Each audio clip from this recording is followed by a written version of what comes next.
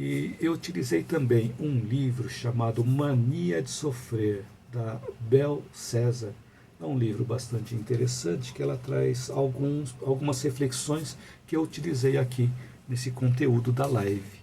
Então vamos aqui apontar algumas dessas reflexões que eu obtive daquele livro. Então muitas vezes nós nos pegamos tentando resolver todos os problemas do mundo e sofremos com isso, porque nós não temos controle sobre as outras pessoas, nós não temos controle sobre o mundo à nossa volta. Só que aí nós esquecemos de olhar para nós mesmos, sobre o que nós temos controle. Nós temos controle sobre nós mesmos.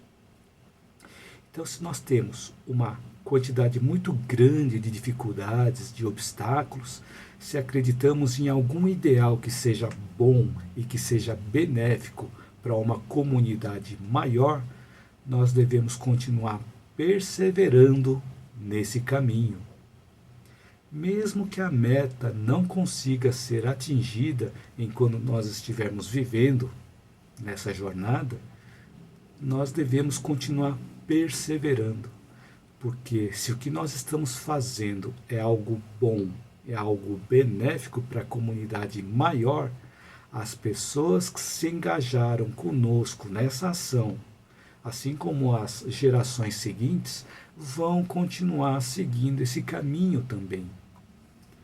Então, diante da nossa predisposição ao sofrimento, quando nós nos vemos diante das dificuldades, diante das adversidades, achamos que os obstáculos não são possíveis de serem superados e nós queremos nos livrar urgentemente do nosso sofrimento e ficamos buscando fórmulas mágicas para fazer esse sofrimento desaparecer.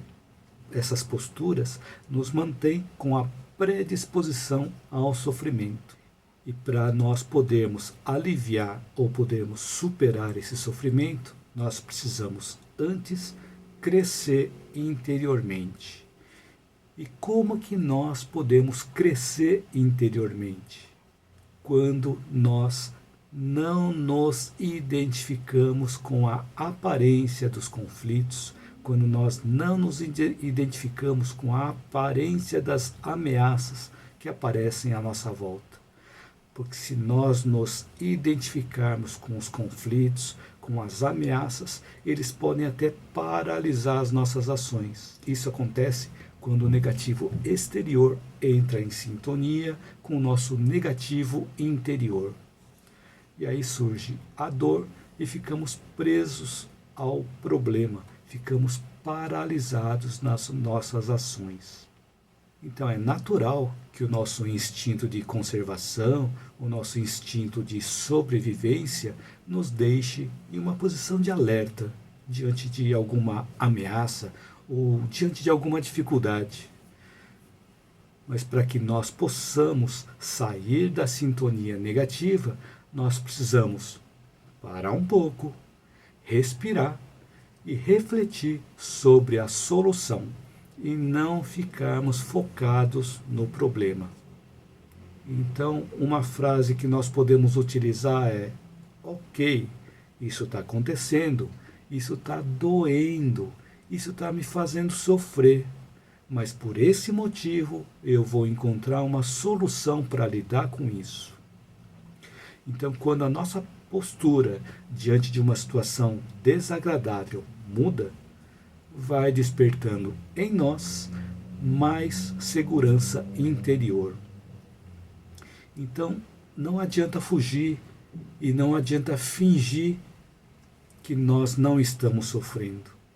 É necessário acolher esse sofrimento para nós podermos lidar com esse sofrimento. E se nós não nos colocamos em uma posição de disponibilidade para lidar com os nossos sentimentos desagradáveis, nós não vamos conseguir mudar o estado do sofrimento, o que vai nos manter na predisposição ao sofrimento. E nessas situações, até podemos nos considerar masoquistas inconscientes por nos manter nessa predisposição ao sofrimento. Isso pode ser até uma fuga, um mecanismo de defesa, porque nós podemos, por exemplo, mostrar para os outros que nós estamos sofrendo, que nós queremos que os outros vejam o nosso sofrimento. E nós nos colocamos numa posição de vitimismo, aquela posição em que nós ficamos pensando assim: olha só o que estão fazendo comigo. Ou utilizar aquela frase do Hardy: ó céus, ó vida, ó azar. Então Hardy é aquela hiena do desenho animado, né? Tinha a hiena e o leão da montanha. E a hiena, várias vezes durante o desenho, ele ficava falando, ficava se lamentando: ó céus, ó vida, ó azar, naquela posição de vitimismo. Mas nós não conseguimos lidar com o sofrimento que nós rejeitamos, com aquele sofrimento que nós queremos afastar de nós. Mas às vezes muitos de nós agimos dessa forma, querendo afastar o sofrimento de nós, querendo que o sofrimento desapareça.